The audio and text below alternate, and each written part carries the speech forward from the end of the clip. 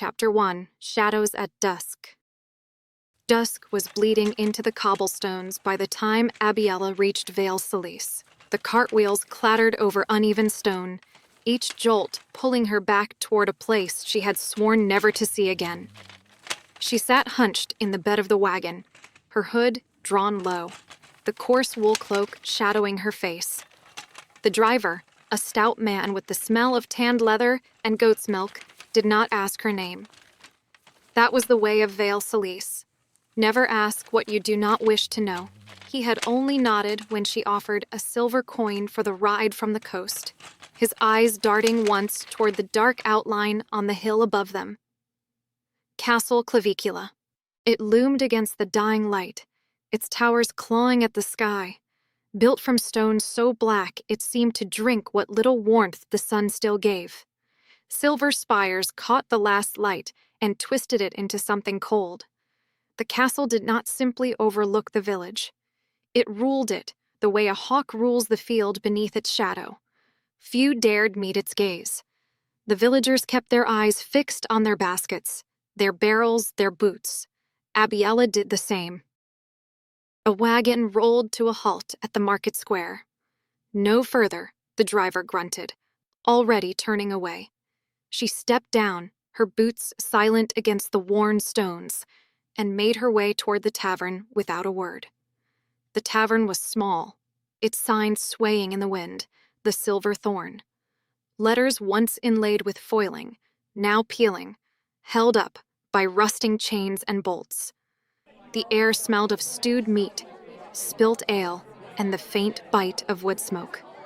A handful of patrons hunched over tankards, their conversations low, studiously ignoring the comings and goings of the other patrons.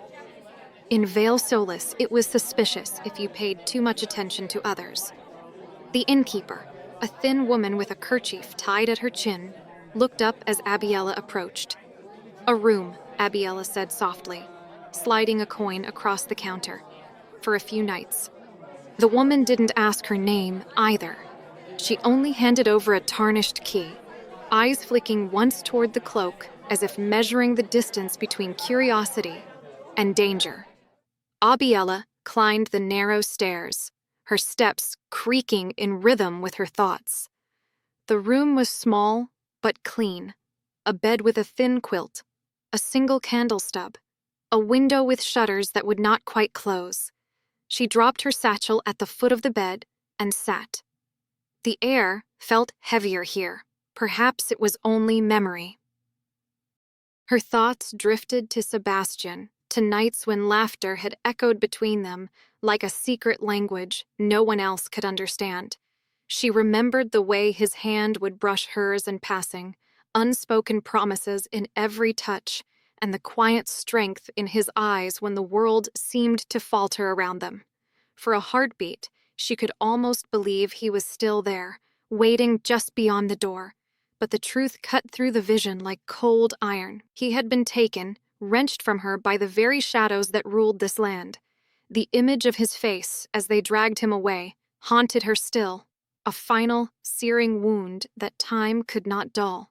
A hollow ache pressed against her ribs, grief sharp and merciless. Yet it steeled her resolve as surely as a blade in the forge. She also thought of Cassandra, how her friend's eyes had burned with raw hurt that night years ago, a fragile mix of love and jealousy that Abiella had never seen before.